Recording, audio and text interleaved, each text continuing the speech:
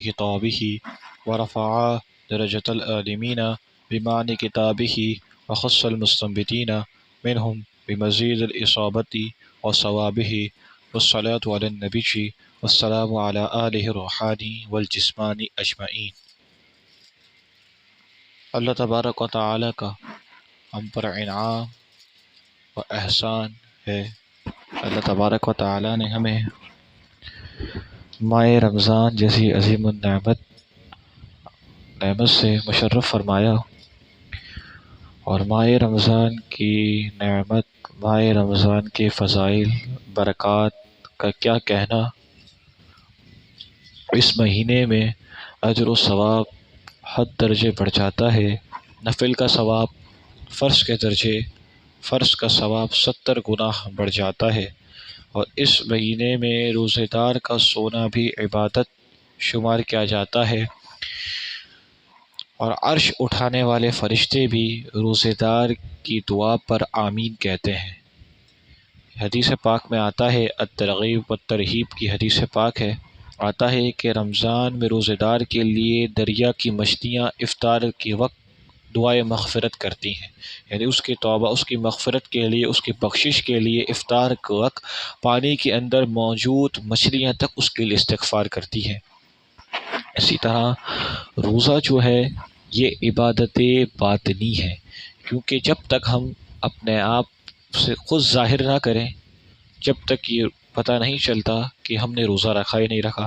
مثلا نماز عبادت باطنی بھی ہے، ظاہری بھی ہے، کیونکہ جب ہم نماز پڑھ رہے ہوتے ہیں تو پھر اس سے جو ہے لوگوں سے اس فعل سے ظاہر ہو رہا ہوتا ہے، نماز پڑھ رہے ہوتے ہیں، لیکن اندرونی کیفیت اعضاء پر تو ظاہر ہو رہی ہوتی ہے، بعض اوقات آنسوؤں کے ذریعے جو رقت انسان پہ طاری ہوتی ہے، اللہ جب جس انسان میں فضل فرمائے، ورنہ تو ہماری نمازیں، ہمارے حالات تو کچھ اور ہیں کہ ہمارے دل تو اللہ تبارک و تعالیٰ کی یاد سے غافل ہوتے ہیں، اور ظاہری طور پر بھی اعضاء موضوع سجود جو ہے، مواضع سجود جو ہیں وہ صحیح طور پر کامل طور پہ لگتے نہیں ہیں زمین پر، اور سنتیں بھی چھوٹ رہی ہوتی ہیں، نماز کے واجبات بھی ترک ہو رہے ہوتے ہیں، کم علمی کی وجہ سے، عدم توجہی کی وجہ سے۔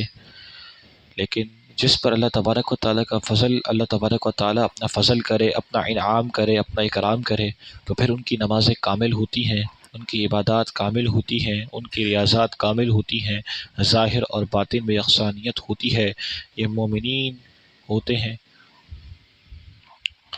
تو روزہ جو ہے یہ باطنی عبادت ہے، نماز عبادت ظاہری بھی ہے، باطنی بھی ہے۔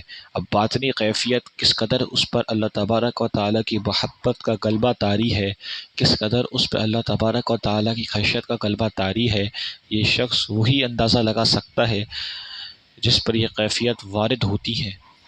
مطلب کہ نمک کا ذائقہ نمک چکھنے والا ہی بتا سکتا ہے، سامنے والا اس ذائقے کو محسوس اور صحیح طور پر، کامل طور پر اس نمک کے ذائقے کا اندازہ نہیں لگا سکتا ہے، بلکہ جس شخص نے نمک کا ذائقہ چکھا ہے، اس کو ٹیسٹ کیا ہے، وہی پتہ لگا سکتا ہے۔ اسی طرح جب بندہ مومن کے دل پر خشیت الہی، اللہ تبارک و تعالیٰ کے انوار تجلیات وارد ہوتے ہیں، تو پھر اس بندے کو ہی صحیح طور پر پتہ ہوتا ہے کہ وہ کس مزے اور لطف سے وہ عبادت کر رہا ہے۔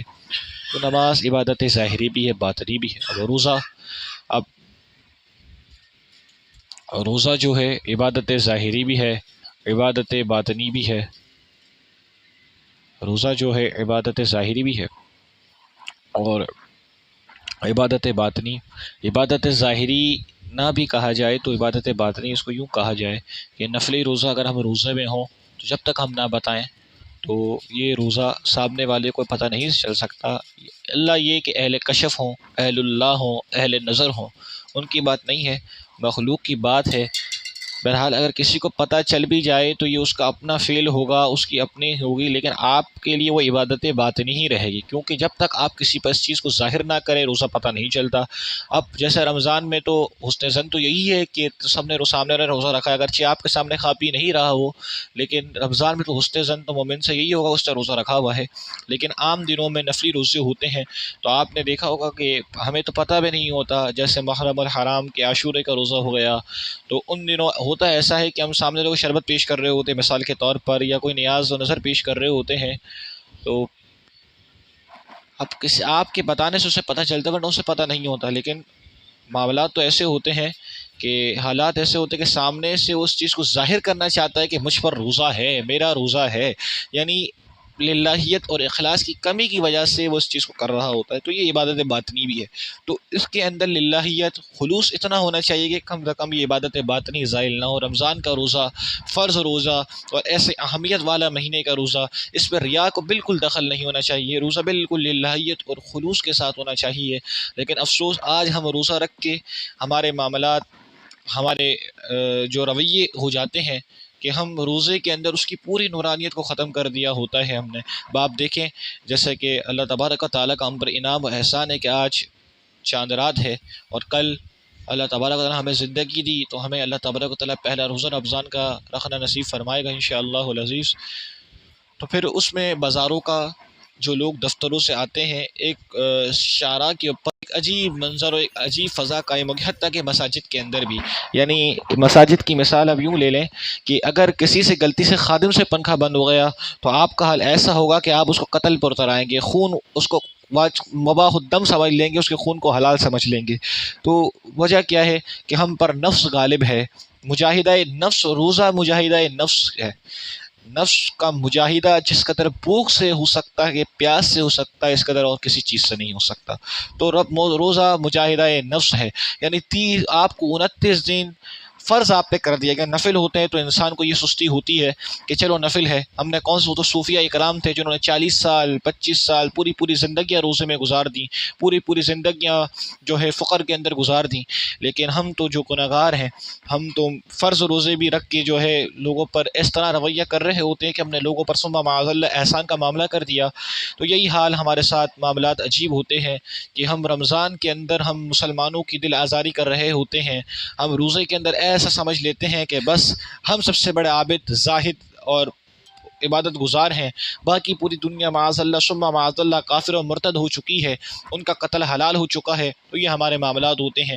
مسجد کے اندر آپ آ جائیں تو نمازیوں کا حال یہ دیکھ لیں کہ بظاہر تو وہ عبادات ریاضات کر رہا ہے اور اللہ تبارک تعالیٰ کو چکا ہوا ہے، لیکن اللہ تبارک تعالیٰ کی مخلوق کے ساتھ ایذر آسانی کا معاملہ کر رہا ہے، اور مسجد کے اندر عجیب مسجد کے تقدس کا پامال کیا جا رہا ہوتا ہے۔ گرمی ہے، صحیح ہے، آپ کے دماغ پر ایک غصہ، ایک کیفیت طاری ہوتی ہے، صحیح ہے، اس سے کوئی انکار نہیں ہے، فطری تقاضا ہے، لیکن غصے کو پی جانا یہ بڑے اجر و ثواب کا باعث ہے۔ لیکن اگر آپ کا غصہ کسی کے دل آزاری کر دے تو آپ کا یہ غصہ گناہ میں ڈال رہا ہے۔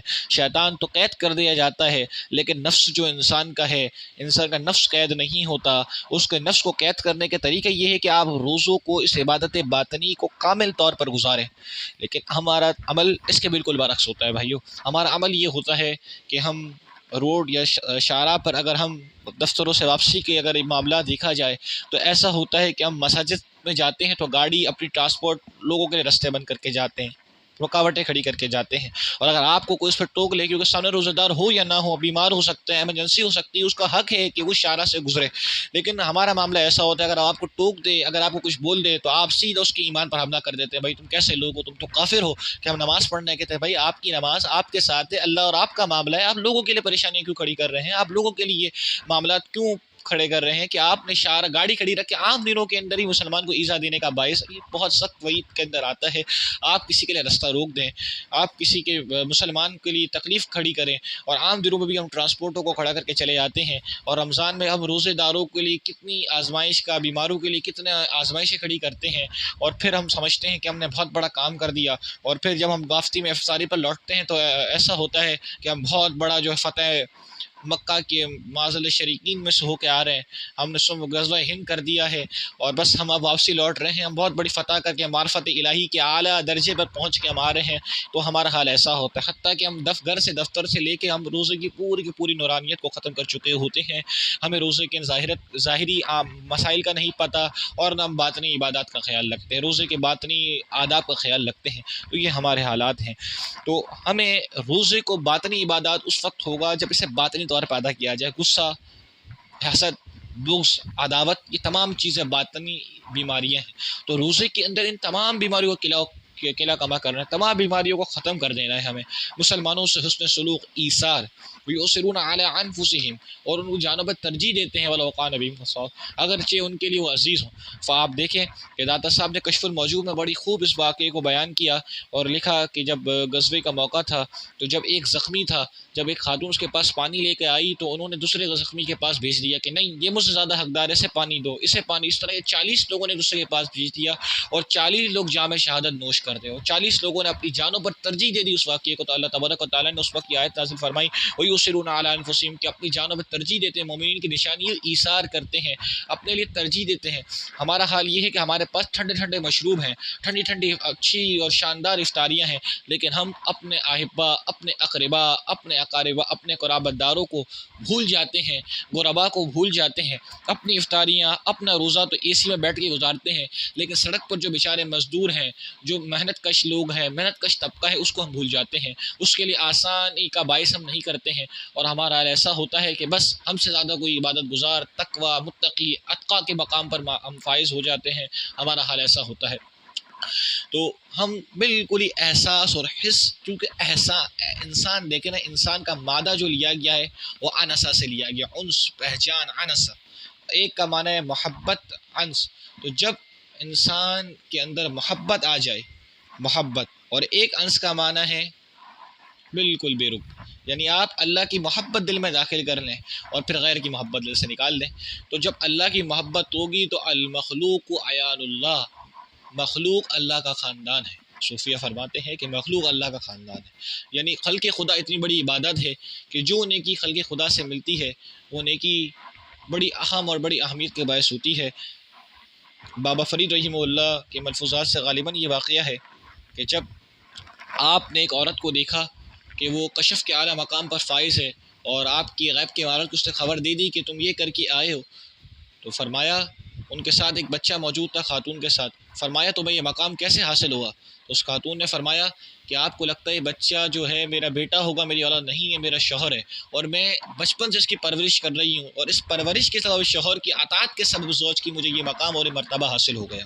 تو حقوق العباد کو ملحوظ خاطر اس خاتون نے رکھا، تو اللہ تبارک و تعالیٰ نے اسے مقام و مرتبہ عطا کر دیا۔ تو حقوق العباد دیکھیں، حقوق اللہ معاف ہو سکتے ہیں، حقوق العباد کا بندہ بندوں کے ساتھ ہے، جب تک ان کے حق ادا نہیں کریں گے ہمارے معاملات نہیں ہوں گے۔ میرے دوستو، ہم زکوٰۃ دینے کے معاملات کے اندر اس رمضان کے روزے سے متعلق اور دیگر عبادات جو ہم اس بڑھ چڑھ کر اس رمضان مبارک میں حصہ لیتے ہیں، ان عبادات کے اندر ہم ظاہری طور پر ہم سمجھتے ہیں عبادات بڑے کامل طریقے سے ادا کریں دوستو، لیکن اس عبادات کے اندر بڑی نقص اور عیب ہوتا ہے، لیکن صحیح طور پر عبادت ادا نہیں ہوتی، نیت کی کمی ہوتی ہے، علم کی کمی ہونے کی وجہ سے صحبت اولیاء نہیں ہوتی، صحبت صالح نہیں ہوتی، صالحین کی صحبت نہیں ہوتی، اس وجہ سے ہم باطنی اور ظاہری گناہوں میں مبتلا ہو جاتے ہیں روزہ ہونے کے بعد بھی۔ تو روزہ عبادت باطنی اس وقت ہوگا کہ جب آپ ان تمام تقاضوں کو پورا کریں گے، تمام تقاضوں پر عمل کریں گے، اور تمام چیزوں کو آپ مکمل کرنے کے بعد پھر آپ جو ہے اس کو عبادت باطنی میں شمار صحیح طور پر کر پائیں گے کہ میرا روزہ آج عبادت باطنی کے طور پر ادا ہوا۔ بس سمجھانے کے لیے بات ہے، ورنہ تو انسان جو ہے ولی کے لیے بھی یہ بات مناسب نہیں کہ اپنی ولایت کا اعلان کرتا پھرے کہ من ولیم میں ولی ہوں، نہیں، کیوں کہ ولی بھی اس وقت تک ولی ہوتا ہے جب تک اس کی اپنی نگاہ اپنی ولایت پہ نہ جائے، یعنی عاجزی اور انکساری کا مقام ہونا چاہیے۔ آپ حضرت عمر رضی اللہ تعالیٰ عنہ کا مقام دیکھیں، کس قدر اعلیٰ عرفہ مقام ہے کہ صاحب الرائے، کس درجے کے صاحب الرائے آپ کہ اللہ حضور علیہ وسلم فرمایا کہ جعل اللہ الحق لسان عمر و قلبہ، کہ اللہ تبارک و تعالیٰ نے عمر کی زبان اور دل پر حق کو جاری فرما دیا، اور وہ عمر جن کے بارے میں آیا کہ وہ جس راستے سے نکلتے شیطان راستہ بدل دیتا ہے، حضور نے فرمایا میرے بعد کوئی نبی ہوتا تو وہ عمر ہوتا، تو یہ آپ کا مقام ہے۔ لیکن جب نبی علیہ الصلوۃ والسلام نے جو صاحب السر صحابی تھے ان کو 40 منافقین کے نام بتائے، 40 منافقین کے نام بتائے، حضرت عمر رضی اللہ تعالیٰ عنہ اس صحابی سے عرض کرتے ہیں کہ آپ صرف یہ بتا دیں کہ کہیں ان منافقین کے اندر میرا نام تو نہیں ہے۔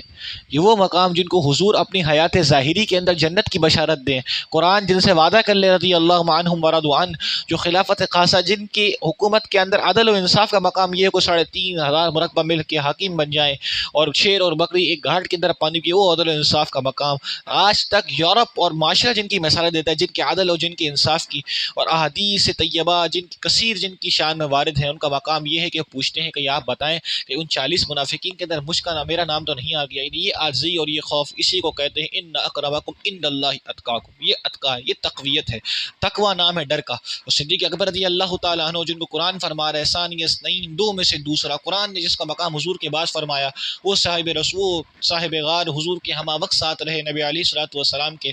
کیا نبی سے زیادہ کسی کی صحبت افضل ہو سکتی ہے؟ نہیں ہو سکتی۔ نبی سے اتنی بڑی صحبت، اور آپ صرف ظاہری طور پر صحبت کے دعوے دار نہیں تھے، بلکہ صحابہ کرام رضوان اللہ علیہم اجمعین حقیقی طور پہ صحبت کاملہ سے مشرف تھے، یعنی صحیح طور پہ جو صحبت کے تقاضے تھے، جو ریکوائرمنٹس تھیں، اسے پورا کرتے تھے، نہ کہ ہماری طرح کہ ہم اپنی نسبت اکابرین سے تو جوڑتے ہیں، لیکن ہمارا حال یہ ہے کہ ہم نسبتوں میں بڑے فخر کر رہے ہوتے ہیں۔ اقبال نے کیا خوب کہا، وہ تو تھے آبا تمہارے، تم کیا ہو اپنے آبا کو جو مدفن بیچ کھائے وہ قوم ہم ہیں۔ یعنی آج ہم نے دیکھی اپنے آبا کو کاروبار بنا لیا، آج ہم نے اپنے ائمہ کو کاروبار بنا لیا، اپنے بزرگان دین کو کاروبار بنا لیا۔ ہم نے آج اپنی نسبتیں ہم فخر کے لیے بتا رہے ہیں، میری نسبت فلاں گھرانے سے ہے، میں فلاں عالم کی نسبت۔ دیکھیں نسبتیں اس وقت کام آئیں گی، آپ نسبتیں کام آئیں گی، لیکن آپ اس بات کو یاد رکھیں، اگر آپ نسبتوں پہ اعتراضتے ہیں صرف، تو اس بات کو، یا سامری جادوگر جیسے موسیٰ کے مقابلے میں آیا تھا، تفسیر روح البیان کی روایت اس میں آتا ہے کہ سامری جادوگر کی پرورش جبریل امی کی گود، جبریل امی کی پرورش میں ہوئی۔ سامری جادوگر جو حضرت موسیٰ کے مقابلے میں آیا، موسیٰ علیہ السلام کے مقابلے میں آیا، لیکن کیا ایمان لے کے نہیں آیا، رائے راست پہ نہیں آیا، اس کے نصیب میں ہدایت نہیں تھی۔ تو میرے دوستو، ڈر اور خوف ہونا چاہیے۔ آج ہم ایک نماز پڑھ کے اپنے آپ کو بالکل بے خوف سمجھتے ہیں کہ بس ہم بہت اعلیٰ درجے پہ پہنچ گئے، آسمان سے صحیفوں کے منتظر معاذ اللہ ہم ہو جاتے ہیں۔ ہمارا حال یہ ہے۔ سیدنا عمر رضی اللہ تعالیٰ عنہ کا مقام یہ ہے کہ عید کے موقع پر جب آپ کو کسی ایک صحابی نے دیکھا تو آپ کی گریہ بازاری اور خشیت کا عالم یہ کہ آپ مٹی کے اندر لوٹ پوٹ ہو رہے ہیں۔ فرمایا حضرت عمر کہ یہ تو عید کا دن ہے، آج آپ یہ کیوں کر رہے ہیں؟ فرمایا عید تو اس کی جس کے روزے قبول ہو، جس کے عبادات، جس کے معاملات، جس کی تقوی قرآن اور جن کا فرمائے نبی علیہ الصلوۃ والسلام، یہ فرمایا میرے بعد کوئی نبی ہوتا تو عمر ہوتا، ان کے روزے۔ فرما رہے ہیں کہ اگر عید تو اس کی کہ جس کے روزے اور نمازیں قبول ہو، اور یہ عاجزی اور انکساری کا مقام ہے۔ حضرت صدیق اکبر رضی اللہ تعالیٰ عنہ جب درخت کو دیکھتے فرماتے کاش یہ درخت میں ہوتا تو مجھ سے بروز حشر حساب نہیں لیا جاتا۔ تو یہ خوف، یہ خشیت، یہی اتقا ہے، یہی مقام اتقا ہے، یہ نسبت ہے، اور یہ اصل نسبت جو حضور سے انہوں نے ریکوائرمنٹس ادا کی۔ ورنہ تو ابو جہل حضور کا کتنا قریب تھا، ابو جہل حضور کے کتنا قریب تھا۔ اگر آپ کے قربت دیکھیں، قربت کی ریکوائرمنٹس ہیں، قربت کے آداب ہیں، ان شرائط کو آپ پورا کریں گے جبھی آپ صحیح طور پر، کامل طور پر اس قربت کے فیض کو حاصل کر سکتے ہیں۔ آج آپ دیکھیں مزارات پر جاتے ہیں، تمام معاملات کرتے ہیں، لیکن پھر ہم کہتے ہیں ہمارے معاملات کیوں نہیں سدھرتے؟ اصلی طور پر ہم نے اپنے آپ کو اس لحاظ سے بیمار نہیں بنایا ہے۔ حضور غوث پاک رضی اللہ تعالیٰ عنہ کہ آج ان کا جو ہے یوم ولادت بھی ہے، تو حضور غوث پاک رضی اللہ تعالیٰ عنہ کی تعلیمات میں مشفقین نے جب ان کی الفتح ربانی پڑھی طالب علم ہونے کی حیثیت سے، تو میں حیران تھا کہ آج عوام اہل سنت ہم قادری چشتیہ سے کا منسوب کرتے ہیں، لیکن جب تعلیمات پڑھی تو میں حیران تھا کہ کس قدر لوگ ناشنائیت کے اندر گم ہیں، ناشناسی کے عالم میں گم ہیں، کہ انہیں سرکار غوث پاک رضی اللہ تعالیٰ عنہ کی تعلیمات ہی نہیں پتہ کہ جو شخص کئی سالوں تک عشاء کی فجر سے عشاء کی وضو نماز فجر ادا کرے، جو شخص جب طالب علمی کی عمر دوران طالب علم نکلے، آپ فرماتے اور آپ ولایت پدری آپ کو حاصل تھی کہ آپ جو ہے مادرزاد ولی تھے، آپ شک مادر سے ولی تھے، اور آپ نے کہیں پالے اپنے والدہ مبارکہ کے پیٹ میں حفظ کر لیے تھے، وہ آپ کا علم۔ آپ فرماتے ہیں مجھے اپنی ولایت کو اس وقت پتہ چلا کہ جب میں مدرسے کے لیے نکلتا تو فرشتے فرماتے اللہ کے ولی کو رستہ دو۔ یہ حضور غوث پاک کا حال ہے، جو فرماتے قدم حاذہ علی رقبۃ کل ولی اللہ، کہ میرا یہ قدم تمام اولیاء کی گردنوں پر ہے۔ حضور غوث پاک کا مقام جس طرح انبیاء نبی علیہ الصلوۃ والسلام کا مقام انبیاء میں ہے، اس طرح صف اولیاء میں حضور غوث پاک کا مقام ہے، یہ سرکار غوث پاک کی شان۔ لیکن آپ فرماتے ہیں کہ ہم وہ حضور غوث پاک الفتح ربانی کے اندر فرماتے ہیں کہ ہم جس سے بھی تجھے طلب ہے، تو اگر اپنی مطلوب کے پاس جا رہا ہے، اولیاء کاملین کے در پہ جا رہا ہے، تو پہلے اپنے آپ کو بیمار اس طرح کا بنا، ان کے در پہ پڑا رہے، تمام چیزوں کو بھول جا اور اپنے آپ کو بیمار بنا۔ تو ہم نے اپنے آپ کو بیمار نہیں بنایا، ملنگی بیماری کا نام نہیں، ہم نے تصوف کو، ہم نے محبت کو ملنگی کا نام دے دیا، بالکل غیر شعوری کا نام دے دیا۔ تصوف ہوش مندی کا نام ہے۔ ہر وہ تصوف جو آپ کو آخرت سے غافل کر دے، آپ کو حب اللہ سے غافل کر دے، آپ کو شریعت سے غافل کر دے، اس بات کو یاد رکھے، وہ تصوف ہرگز نہیں ہو سکتا، وہ نہر شریعت نہیں ہے، وہ جو ہے آگ شیطانی ہے، شیطان کا فریب ہے، شیطان کا دھوکہ ہے۔ سرکار غوث پاک رضی اللہ تعالی عنہ الفتح ربانی میں فرماتے ہیں صوفی جاہل مسخرہ شیطان است، کہ جاہل صوفی شیطان کا کھلونا ہے۔ اب اس کو یہ نہیں پتا کہ کیا ظاہری عبادات ہیں، اس میں میرے رب کا حکم یہ وہ سمجھ رہا ہے کہ جو چیز مجھے دکھ رہی ہے وہ خدا ہے۔ اب آپ دیکھیں کہ ایک عابد کا واقعہ آپ نے لکھا کہ 40 سال تک جب صاحب کرامت ہونے کا دعویٰ کر رہا تھا ایک بزرگ کے سامنے، میں 40 سال سے خدا کو عرش پر دیکھتا ہوں، 40 سال سے پانی پہ میں عرش پہ خدا کو دیکھتا ہوں۔ اب اسے یہ نہیں پتا تھا کہ ظاہری طور پر خدا کو جاگتی آنکھوں سے دیکھنا یہ دنیا کے اندر صرف نبی علیہ السلام کا خاصہ ہے۔ خوابوں کے اندر ہو سکتے ہی دیدار، جیسے امام اعظم ابو حنیفہ رضی اللہ تعالیٰ عنہ نے کم و بیش 100 مرتبہ اللہ تبارک و تعالیٰ کا دیدار سے مشرف ہوئے، لیکن جاگتے حالت سے دیکھنا المعتقد المنتقد اور دیگر علم الکلام کی کتاب الیواقیت والجواہر الفقہ الاکبر، اس کی شرح علم روضۃ الازہر اور دیگر کتاب اگر میں حوالہ دینا چاہوں، لیکن میرا موضوع اس وقت علم الکلام نہیں ہے، تو پھر دنیا کے اندر اللہ تبارک و تعالیٰ کا دیدار جاگتی حالت سے صرف نبی علیہ السلام کا خاصہ ہے، جو سبحان الذی اسریٰ بعبدہ، جو حضور علیہ السلام کے معراج مبارک ہوئی جسمانی تھی تو وہ حضور کا خاصہ ہے، لیکن عام مومنین کو حضور کے علاوہ خاص کسی کو حاصل نہیں ہو سکتا، اسے یہ عقیدہ نہیں پاتا تھا۔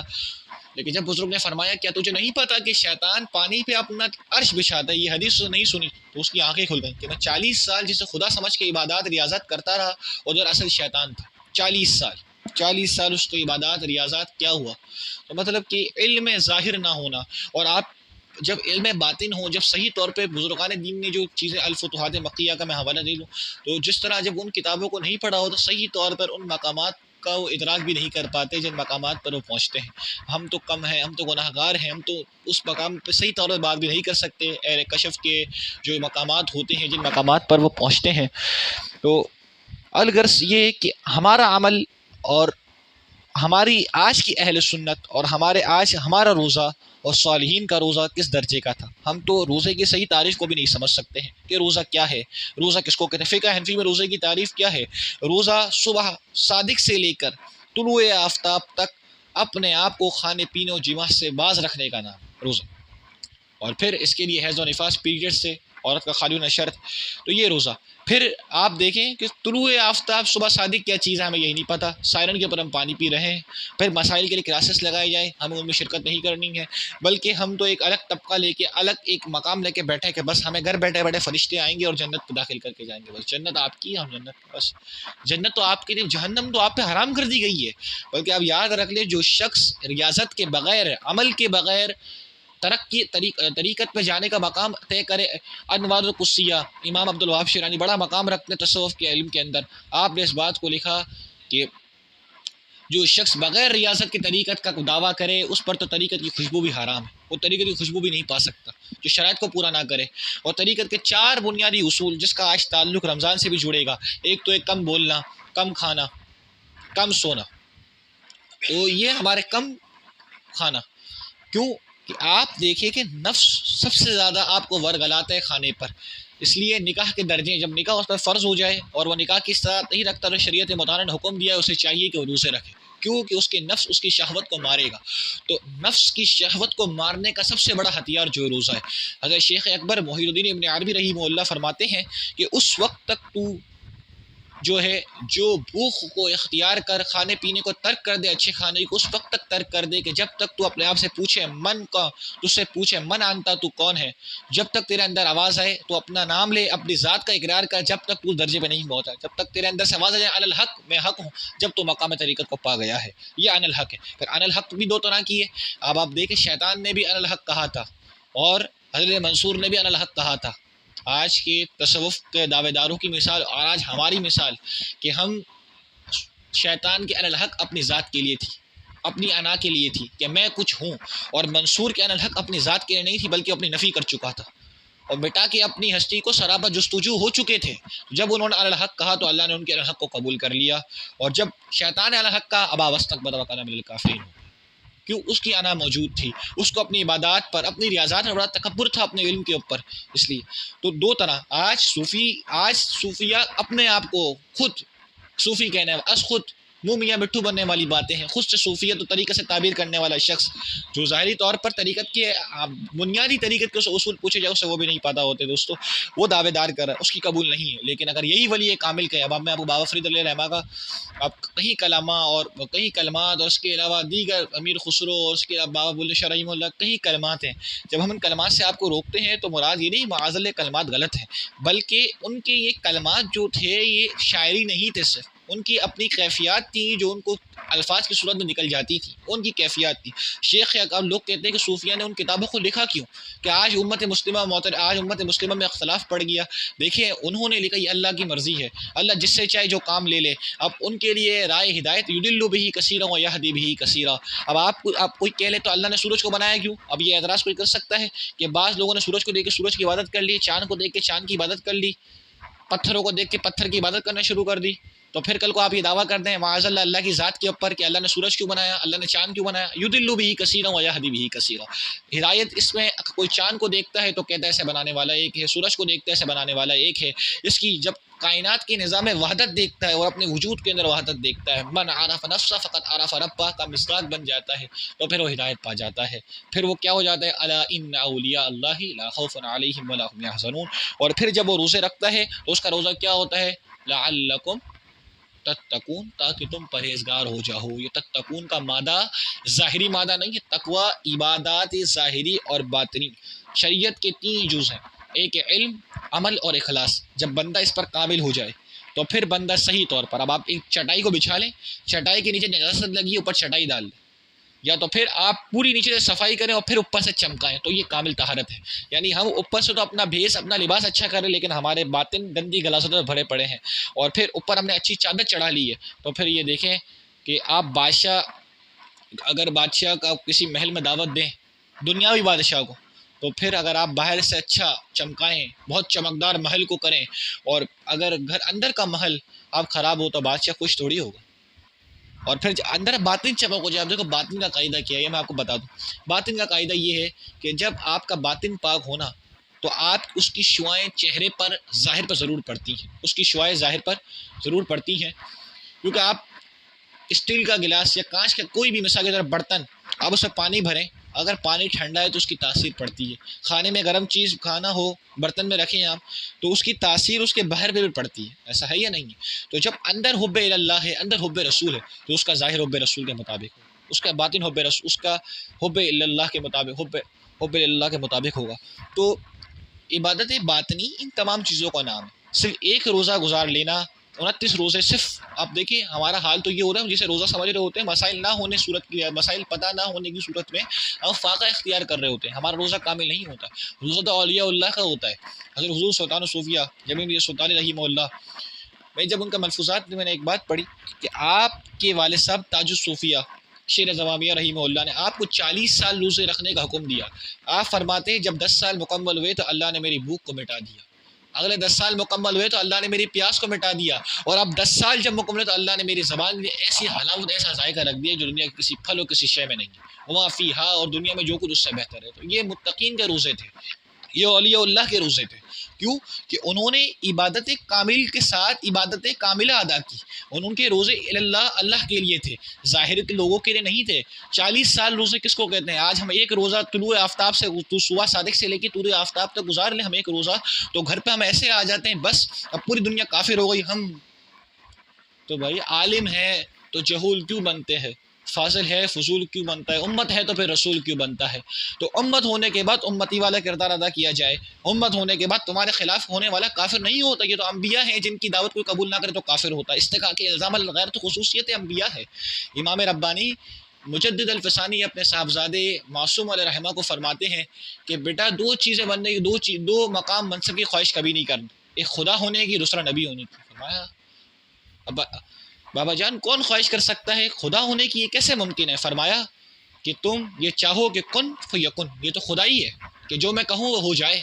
تو تم وہ چاہو کہ جو کچھ ہے میں ہو جاؤں، تو ایسا نہیں ہوتا. یہ خدائیت ہے، یہ دعوی خدائی ہے. یہ نمرود، فرعون اور قارون کا کام ہے، یہ امت رسول کا کام نہیں ہے. اور یہ کہ میرے خلاف ہونے والا کافر ہو جائے، میں حق پر ہوں، یعنی یہ تو ان کا ہے جو مصداق کے وجہ، جو مظہر وہی، جو وہی کے کام، جن پہ وہی آتی تھی، نبیوں کا کام ہے، انبیاء کے ساتھ خاص ہے. تو کبھی امتی ہونے کے بعد جب امتی ہونے کے بعد نبی ہونے کی خواہش مت کرو. علم ہونے کے بعد اب لوگوں کے پاس علم ہوتا ہے پھر بھی جہالت کا مظاہرہ ہے, فاضل ہونے کے بعد پھر بھی فضولیت کا مظاہرہ ہے. تو یعنی خرابی ہے. کیوں کہ تربیت بغیر علم کے تربیت. ہمارے استاذ محترم اپنی کتاب جو اس میں اپنے لطائف لکھتے ہیں اس کے اندر فرماتے ہیں کہ بغیر تربیت کے علم زہر قاتل سے بھی زیادہ خطرناک ہے. بغیر تربیت کے شیطان کے پاس کتنا علم تھا, بڑے بڑے لوگ گزرے, بڑے علم رکھتے تھے. قارون کے پاس کتنا علم تھا, کتنا خزانہ تھا, دنیا کی ساری مال و دولت اس کو دے دی تھی اللہ نے, لیکن حضرت موسیٰ پہ معاذ اللہ عورت کے ساتھ مکر و فریب چلا اور حضرت موسیٰ پہ الزام لگایا. بلعام بن باعور ہے جس کا واقعہ قرآن پاک میں جس کی بات قصص موجود ہے, جس کی دعا منہ پہ ہاتھ نہیں پھیرتا تو اس کی دعا قبول کر لی جاتی تھی. غرور آیا, تکبر آیا, تقدیر میں لکھا تھا, اور پھر اس نے حضرت موسیٰ کے خلاف دعا کی. اس کی اللہ نے تبارک اس کتے کی مثل کر دیا, اپنی زبان سے زمین چاٹتا تھا. اس کی مثال اللہ فرمائے, اس کی مثال کلب, اس کی مثال کتے کی طرح. ایک یہ, اور پھر ایک اصحاب کہف کا کتا جس کے بیٹھنے کے انداز کو سورہ کہف میں اللہ نے بیان فرمایا. سورہ کہف. تو بات یہ ہے کہ ہر چیز کے اندر ہمیں دیکھنا ہے, ہر چیز کے اندر ہمیں تعین, ہر چیز کے اندر ہمیں دیکھنا ہے کہ ہم عبادت باطنی پھر جا کے کامل ہوگی میرے دوستوں. اور پھر یہ مقام ہو اللہ تبارک و تعالیٰ ہماری زبان سے علم و حکمت کا چشمہ جاری کر دے گا. جیسے میں نے آپ کو بھی 40 سال لفظوں کا بتایا, پھر ہمیں سب پوچھا جائے گا تو ہماری انا نہیں ہوگی, الحق کی آوازیں آئیں گی. الحق سے مراد یہ نہیں ہم چلتا بلا شک الحق کے دعوے دار ہو جائے, نہیں, کہ الحق کی صدا اس وقت آئے گی میرے دوستوں کہ اپنی نفی ہو جائے. لا الہ الا اللہ یہ کب ہوتا ہے؟ لا الہ الا اللہ کو سمجھنا ضروری ہے. حضرت امام فخر الدین رازی تفسیر کبیر میں لکھتے ہیں حضرت ابراہیم علیہ السلام جب گئے ایک حجرے میں گئے تو آپ نے پانی مانگا تو ایک شخص سے پتھر پہ ہاتھ مارا اور پانی نکال دیا. حضرت ابراہیم علیہ السلام متحیر ہوئے, متعجب میں فرمایا یہ شخص یہ تمہیں کیسے بنا؟ فرمایا میں لا الہ الا اللہ کا ہو گیا, اللہ نے دنیا میرے لیے کر دی. یعنی میں لا الہ الا اللہ پر کامل ہو گیا تو اللہ نے تمام دنیا کو میرے تابع کر دیا. فاتبعونی تم میری اتباع کرو, فادعونی استجب لکم میں تمہاری دعا قبول, تم مجھے پکارو, تم میری اطاعت کرو, میں تمہاری اطاعت, میں تمہاری دعا قبول کروں. اب اولیاء کاملین کو دیکھیں پوری زندگی اللہ اللہ کرتے گزارتے رہے. آج اتنے فتنہ پرست دور کے اندر اب بابا فرید کے دربار پر اب تک جائیں لوگ حق فرید کی صدائیں لگا رہے ہیں, حق فرید کی صدائیں لگا رہے ہیں. تو حق فرید کیوں ہو رہا ہے کہ پوری زندگی اس نے جو ہے حق کی صدا لگائی, اللہ کو یاد کیا, اپنا کو مٹایا. آج سرکار غوث پاک رضی اللہ تعالیٰ عنہ کے مقام مرتبت منصبت کو لوگ منصب کو مانتے ہیں تو وجہ صرف یہ ہے کہ انہوں نے اپنی ذات کو, اپنی انانیت کو مٹا دیا اور خالص اللہ کے لیے لا الہ الا اللہ, لا کی تلوار سے. امام اللہ مثنوی شریف کے اندر فرماتے ہیں, مثنوی شریف میں لا ایک تلوار کی مثل ہے, تلوار, اس سے اپنے دشمن کو قتل کر. جو کچھ تیرے اندر غیر ہے, غیر کی محبت ہے, اللہ کے علاوہ جو کچھ ہے غیر ہے, اللہ کے علاوہ جو کچھ ہے وہ غیر ہے. اس لیے اب آپ کہیں کہ پھر زوجہ ہے, خاندانی معاملات ہیں, اصحاب کی محبت ہے. یہ دیکھیں الحب فی اللہ والبغض فی اللہ, جس سے محبت کرے اللہ کے لیے کرے, جس سے نفرت کرے اللہ کے لیے کرے. تو یہ اللہ کے لیے خالص ہونے کی مثل ہے. تو پھر لا کی تلوار سے غیر کو قتل کر اور الا اللہ کا اثبات کر. تو پھر کیا ہوگا جب لا سے غیر قتل ہو جائے گا, الا اللہ سے حق کا اثبات ہو جائے گا, تو پھر تو اس مقام میں پہنچ جائے گا کہ جب بروز قیامت تمام لوگ غمگین ہوں گے. ولا خوف علیہم ولا هم یحزنون, تجھے کوئی چیز غمگین, تجھے کوئی چیز نہیں کر سکے گی. اور تیرا روزہ کیسا ہوگا؟ روزوں کی 3 قسمیں اب میں آخر میں تمہید جو میں نے باندھی اس پر میں اپنے موضوع کو آج ختم کرتا ہوں کہ یہی تفہیم قرآن جو اللہ تبارک و تعالیٰ نے قرآن پاک میں نازل فرمائی کہ شہر رمضان الذی انزل فیہ القرآن, یہ وہ مہینہ ہے جس میں قرآن نازل کیا گیا. جو قرآن بڑے کثرت سے پڑھا جاتا ہے, لیکن کیسے پڑھا جاتا ہے؟ رب القارئ القرآن والقرآن یلعن, کتنے قرآن پڑھنے والے ایسے جن میں قرآن کو لعنت کرتے جو مفہوم کو نہیں سمجھ پاتے. آج ہم کہتے ہیں مخالفین ہمارے جو باطل فرقے ہیں بڑے قرآن پڑھتے ہیں کثرت سے, بہت عمل بہت, لیکن یہ وہ لوگ ہیں جن کے قرآن سینوں سے نیچے نہیں اترتا ہے. اور حدیث شریف میں آتے ہیں سب سے زیادہ منافقین, قرآن پڑھنے والے جہنم میں گرائے جائیں گے, اور منافقین کثرت سے قرآن پڑھتے ہیں. اب یہ میں نہیں کہہ رہا معاذ اللہ قرآن چھوڑ, نہیں, مطلب یہ ہے کہ آپ دیکھیں یہ لعلکم تتفکرون, یہ مثال سوچنے کے, لعلکم تعقلون, کہ تم عقل لوگو, تم سوچو, نشانیاں دیکھو. پہلے تو ہے کہ ہم اپنے نفس کو دیکھیں نا, نفس اپنے آپ کو دیکھے. من عرف نفسہ فقد عرف ربہ, جس نے اپنے آپ کو جان لیا اس نے خدا کو جان لیا. تو اپنے آپ کو جانو گا کیسے؟ جب اپنے آپ کو قرآن و سنت کے مطابق چلاؤ گے. اب آپ دیکھیں سورہ یاسین میں اللہ نے فرمایا کہ چاند سورج اپنی اپنی لے کے اندر تیر رہے ہیں, فلک سیارے اپنی اپنی لے میں تیر رہے ہیں, لیکن اگر یہی ادھر ادھر ہو جائیں تو کیا ہو جائے گا؟ یہ جا فنا ہو جائے گا۔ تو اگر سیاروں کا، ستاروں کا اپنی اپنی لے میں تیرنا دنیا کی بقا ہے، جہاں کی بقا ہے، کیونکہ اس کو بنایا اس نظام پر قائم۔ جب اس سے باہر نکلے گا تو فنا، یہی انسان کی مثال ہے، جب اپنے آپ کو قرآن و سنت کے مطابق چلائے گا تو بقا ہے، قرآن و سنت ہٹائے گا تو پھر فنا ہے، پھر فنا ہے۔ قرآن و سنت میں فنا کرنا اور پھر بقا پانا یہ الگ چیز ہے، قرآن و سنت سے ہٹے گا تو وہ فنا الگ ہے۔ حضور کے لیے فنا ہو جا، پھر زندگی بھر کے لیے بقا ہے۔ پھر تجھے موت ایسے آنی ہے، کل نفس ذائقۃ الموت، بس فقط ذائقہ چکھنا آنی ہے، فقط اجل آنی ہے، صرف ایک موت آنی ہے، پھر دنیاوی زندگی سے کہیں زیادہ بڑھ کے تمہاری زندگیاں لوٹا دی جائیں گی۔ تو یہ تو اللہ تبارک و تعالیٰ نے قرآن کریم میں فرمایا شہر رمضان الذی انزل فیہ القرآن ھدی للناس وبینات من الہدی والفرقان وبینات من الہدی والفرقان ومن شہد منکم الشہر فلیصمہ ومن کان مریضا او علی سفر فعدۃ من ایام اخر یرید اللہ بکم الیسر ولا یرید بکم العسر ولتکملوا العدۃ ولتکبروا اللہ علی ما ھداکم ولعلکم تشکرون، کہ یہ رمضان جس میں قرآن اتارا گیا، قرآن نازل کیا گیا، تو اب قرآن کس لیے آیا؟ صرف چوم کے اوپر رکھنے کے لیے آیا؟ 10 بار قرآن پاک ختم کر لیا، اس کا مقصود ادا ہو گیا؟ نہیں میرے دوستو، یہ مقصود ادا نہیں ہوا۔ قرآن کس لیے آیا؟ یہ قرآن آیا جیسے اگر پہاڑوں پہ اتارا، اللہ تبارک و تعالیٰ نے فرمایا لو انزلنا هذا القرآن على جبل لرأيته خاشعا متصدعا من خشية الله وتلك الامثال نضربها للناس لعلهم يتفكرون، اگر یہ قرآن پہاڑوں پہ اتارا جاتا تو اس کی خشیت سے پہاڑ لرزا ہو جاتا، اور یہ قرآن میرے نبی علیہ الصلوۃ والسلام قلب اطہر پہ اتارا گیا۔ اور آپ فرماتے ہیں جب آپ پر وحی کا نزول ہو رہا تھا تو نبی علیہ الصلوۃ والسلام نے میرے زانوں پر ہاتھ رکھے تھے، اور اس وقت حضور پر اس قدر خشیت طاری تھی اور ہاتھوں کا وزن اس قدر ہو گیا کہ میری ساری ہڈیوں کو جیسے کہ چورا ہو چکا، اس قدر خشیت، اس قدر وزن قرآن پاک کی آیت کے اندر یہ نبی علیہ السلام دل پر اتارا گیا۔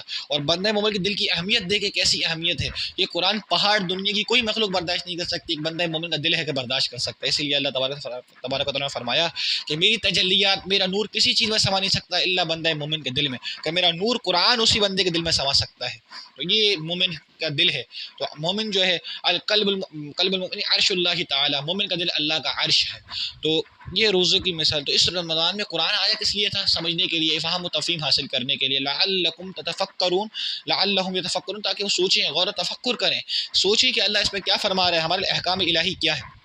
ہم صرف اس آیت کے اوپر سے گزر گئے، کیا شہر رمضان الذی انزل فیہ القرآن ومن شہد منہ، یعنی اس میں روزے رکھو، لعلکم تتقون۔ روزوں کے 3 درجے، ایک عام لوگوں کا روزہ جو صرف جماع سے رک جاتے ہیں، کھانے پینے سے رک جاتے ہیں، اور یہ روزہ ہے۔ ایک خاص لوگوں کا روزہ کہ جو ہر چیز سے بچتے ہیں، غیبت سے ہی بچتے ہیں، چغلی سے ہی بچتے ہیں، برائی سے ہی بچتے ہیں، تمام کاموں سے، تمام امور سے، برائیوں سے بچتے ہیں، تو یہ روزہ۔ لیکن ایک جو پہلے درجے کا روزہ، اس میں برائیاں، غیبت، وہ روزے کی نورانیت کو ختم کر چکی ہوتی ہے میرے دوستو۔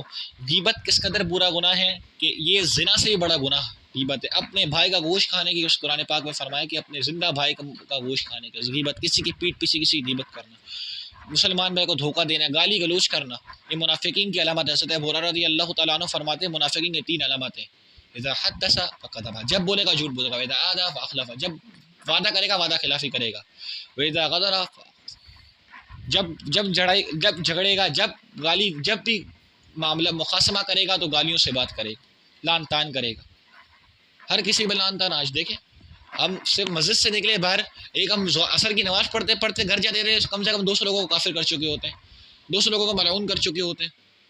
گھر مسجد سے باہر نکلے وہ کافر ہو گیا، گھر کے گیٹ پہ کافر کر دیا لوگوں کو۔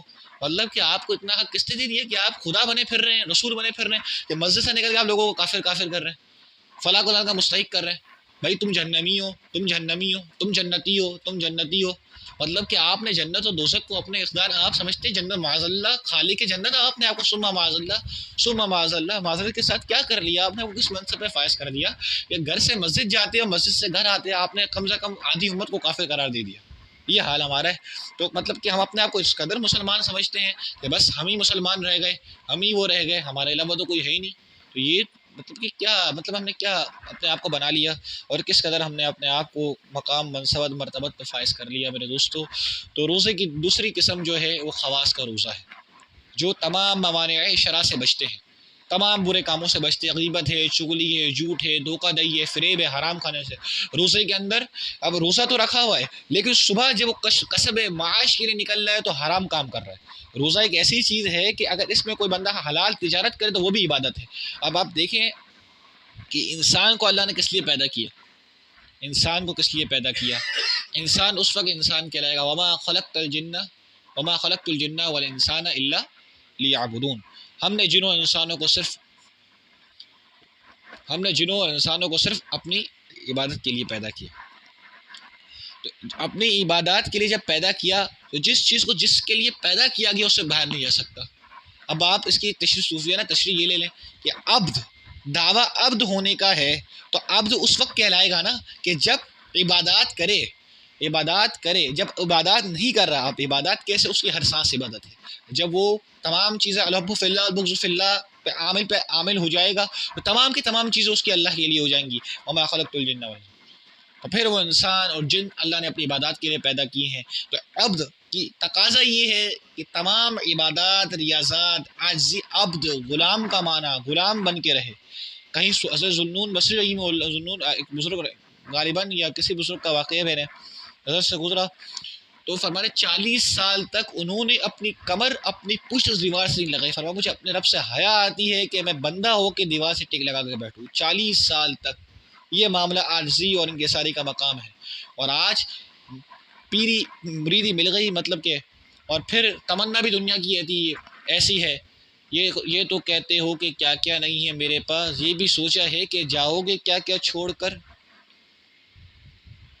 کچھ حریص ایسے جو کہہ دیں منہ پہ اسرائیل سے، کیوں مرے ہم بینکوں میں اس قدر پیسہ چھوڑ کر۔ مستد پیری پہ تم جم کر نہ بیٹھو اے نصیر، ایک دن اٹھ جاؤ گے یہ سارا تماشا چھوڑ کر۔ تو مستد پیری، آج مستد پیری پہ تم سمجھتے خدا بن کے بیٹھے، مستد بیٹھ کے کوئی ہمارا ہے نہیں۔ تو مستد پیری پہ تم جم کر نہ بیٹھو اے نصیر، ایک دن جاؤ گے تم سارا تماشا چھوڑ کر، سارا تماشا چھوڑ کے اٹھ جاؤ گے، ایک جھٹکا، ایک موت کا سارا تماشا چھوڑ کے۔ تو کام ایسا کرو کہ دنیا جس طرح آج حق فرید کی سزائیں لگا رہی ہے تمہاری لگائے، آج اللہ کی ہو جاؤ، آج لا الہ الا اللہ کی ہو جاؤ تو پھر اللہ تمہارا ہو جائے گا۔ لا الہ الا اللہ کی ہو جاؤ، اللہ تمہارا ہو جائے گا۔ تم اللہ کی ہو جاؤ، وہ تمہارا ہو جائے۔ اس کی رحمتوں کا کیا کہنا ہے کہ جس کی رحمت ہر وقت طلب کرتی کہ آئے کوئی میرا بندہ مجھ سے بخشش مانگتا ہے، آئے کوئی مجھ سے پناہ مانگنے والا ہے، میری توبہ میں اس کی توبہ قبول کرتا ہوں۔ اب اللہ کی رحمت کا دریا دیکھے کہ روایات میں آتا ہے جب ایک شخص کو بروز حشر اٹھایا جائے گا تو اس کی بخشش کر دی جائے گی، وہ متعجب ہوگا، حیران ہوگا کہ میں تو گناہ گار تھا، میں نے کوئی عمل اچھا نہیں کیا، پھر میری بخشش کیوں کر دی گئی؟ تو فرمایا ایک مرتبہ جب تو سو رہا تو نے کروٹ لی، تو نے کہا تھا یا اللہ، تیری ساتھ بخشش کر دی گئی۔ یعنی ایک مرتبہ جب اس کے منہ سے اللہ کا نام نکلا تو اس کی بخشش کر دی گئی۔ تو یہ میرے رب کی رحمت کا دریا ہے۔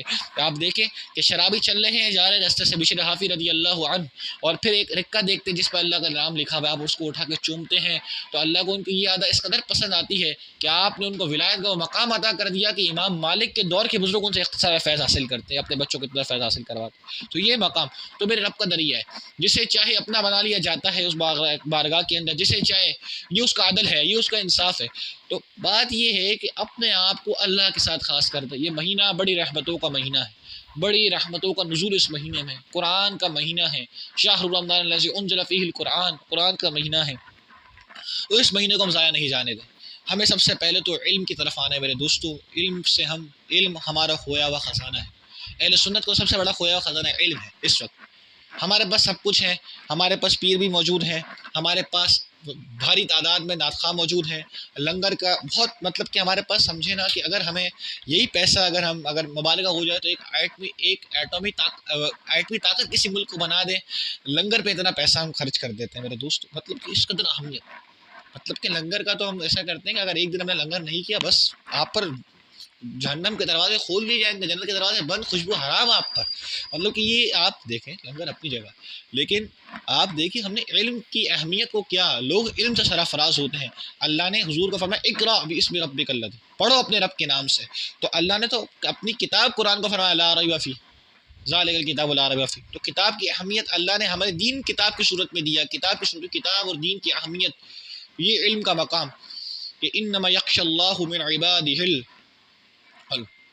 انما یخشى اللہ من عبادہ، کہ اللہ کے ابن عبادہ العلماء، کہ بے شک اللہ کے بندوں میں صرف اللہ سے ڈرنے والے اہل علم حضرات ہی ہیں، کہ جو اہل علم ہیں، علم رکھنے والے ہیں، صرف وہی اللہ سے ڈرتے ہیں۔ یہ علم ہوگا تو اللہ سے ڈرے گا، جب علم ہی نہیں ہے تو اللہ سے ڈرے گا کیسے؟ جو علم اور عمل اور تقوی، یہ تمام چیزیں ایک دوسرے الگ نہیں ہو سکتی، علم ہے، عمل ہے، تقوی ہے، تو تمام چیزیں۔ تو 2 روزوں کی مثال میں نے آپ کو دی، 2 روزوں کا میں نے آپ سے 2 روزوں کی بات کی میں نے، کہ دوسرا روزہ کیا تھا؟ خواص کا روزہ، کہ جو ہر برائی سے روکتا ہے۔ تیسرا روزہ وہ روزہ جس کا میں نے آپ کو بتایا 40 سال کا جو روزہ بتایا، اس طرح کا روزہ ہوتا ہے کہ ہر چیز اپنے دل سے نکال اور خالص اللہ کے لیے ہو جائے۔ یہ خواص الخاص کا، خاص لوگوں کا روزہ ہے، تیسرے طبقے کا روزہ۔ تو ہمیں چاہیے سب سے پہلے تو ہم یہ تو پہلے دیکھیں کہ روزہ ہمارا ہو بھی رہا ہے کہ نہیں ہو رہا۔ سائرن اذان میں پانی پیا جا رہا ہے، اگر آپ کو کوئی ٹوکے نہیں، ایسی عجیب آپ کے دلائل ہوتے ہیں، بس ختم، کہ آپ کے سامنے جو ہے بڑے بڑے، آپ کیا کہا جائے کہ یہ حالات اس وقت ہو گئے ہیں کہ اگر آپ کو کوئی اصلاح کرنا جائے تو آپ اس پہ ایسے دوڑتے ہیں کہ تم ہمیں سمجھاؤ گے؟ نہیں، ہم تو وہ 7ویں درجے آسمان فرشتے، ہم تو ملک الموت اس مقام پر اور اس منصب پر ہیں کہ بس ہمیں ضرورت ہی نہیں ہے علم کی، ہم تو جبریل امین سے سیدھا علم کا باب فیضیات معاذ اللہ ثم معاذ اللہ ہوتا ہے، جبریل امین سیدھا آ کے ہمیں علم عطا کرتے ہیں، ہمیں تم جیسی مخلوق کی کیا ضرورت ہے، ہم تو واصل باللہ ہو چکے، ہم تو روزانہ پتہ نہیں کس مقام پر ہوتے ہیں، ہمیں آپ کی علم کی کیا ضرورت ہے، ہمیں علماء کی ضرورت نہیں ہے۔ دین تو وہ جو ہم پیش کرتے ہیں، لا اکراہ فی الدین، دین میں کوئی سختی نہیں ہے، دین میں کوئی سختی نہیں ہے، زنا کرو، شراب پیو، حرام کھاؤ، عصمت دری کرو، ثم معاذ اللہ، دین میں کوئی سختی نہیں ہے، لا اکراہ فی الدین۔ تو بھائی وما آتاکم الرسول فخذوہ وما نہاکم عنہ فانتہوا کی آیت کہاں جائے گی؟ اطیعوا اللہ واطیعوا الرسول واولی الامر منکم کی آیت کہاں جائے گی؟ یہ آیتیں کہاں جائیں گی؟ لا اکراہ فی الدین، لا اکراہ فی الدین، دین میں کوئی جبر نہیں، دین میں کوئی سختی نہیں، یہ اہل علم میں سختی پیدا کر دی ہے۔ صحیح ہے، اگر اہل علم میں سختی پیدا کی نا، اہل علم اگر آپ کو گمراہ کر رہے ہیں، آپ کو مولوی طبقہ معاذ اللہ گمراہ کر رہے ہیں جن کی آپ توہین کرتے ہیں، تو آپ بتائیں دین کیا ہے، آپ آئیں، آپ کے سامنے ہم قرآن رکھتے ہیں، آپ کے سامنے حدیث رکھی جاتی ہے، آپ بتائیں قرآن و دین کیا ہے۔ اب آپ جو ہے والدہا کو ثم معاذ اللہ قرآن کو کس طرح پڑھتے ہیں، آپ کو بسم اللہ پڑھنا نہ ہے، اعوذ باللہ پڑھنا نہ ہے، آپ کو قرآن پڑھنا نہ ہے، آپ کو کچھ پڑھنا نہ ہے، نماز پڑھنا نہ ہے، آپ نماز کے اندر 10 بار تو اپنا چہرہ کھجا کے نماز کو فاسد کر دیں، آپ وہ لوگوں کہ نماز کے اندر آپ پوری دنیا کا نظارہ کرو، فلاں خاتون یہاں جا رہی ہے، فلاں خاتون وہاں جا رہی ہے۔ آپ کا حال ایسا ہے کہ مسجد کی کھڑکیاں بھی آپ کے لیے جو ہے محفوظ نہیں، مسجد کی کھڑکیاں بھی محفوظ نہیں رہے گی، وہاں سے بھی ہم خدا کے گھر میں ہوں کے بھی ہم یہ لحاظ نہیں کر رہے، تو یہ ہمارا حال ہے۔ تو یہ ہم سمجھ رہے ہیں کہ یہ عبادات، ہم غرور و تکبر کے شکار ہو چکے، خود بھی نہیں بڑی چیز۔ تو اپنے دل کو آئینہ لا الہ الا اللہ سے جلا دے دو، مصفہ کر دو، مجلہ کر دو، اور پھر اس میں محبت رسول کی شمع اجاگر ہو جائے گی۔ پھر اس میں جب دیکھو گے تو تمہیں ذات واحد الا اللہ نظر آئے گی، کیونکہ جب تم لا کی تلوار سے غیر کو قتل کر چکے ہو۔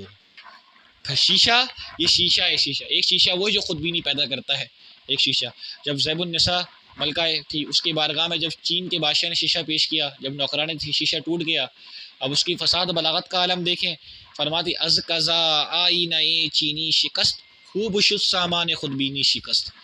از قضا تقدیر تھی، آئینہ ٹوٹ گیا، خوب شد سامان خود بینی، بہت اچھا ہوا خود بینی کا سامان ٹوٹ گیا، خوب شد سامان خود بینی شکست، کہ شیشہ خود بینی کا سامان ہے۔ جب ہم شیشے کے سامنے آئے دعا پڑھیں، ماشاء اللہ جیسا اللہ نے چاہتا ہے ویسا بنا۔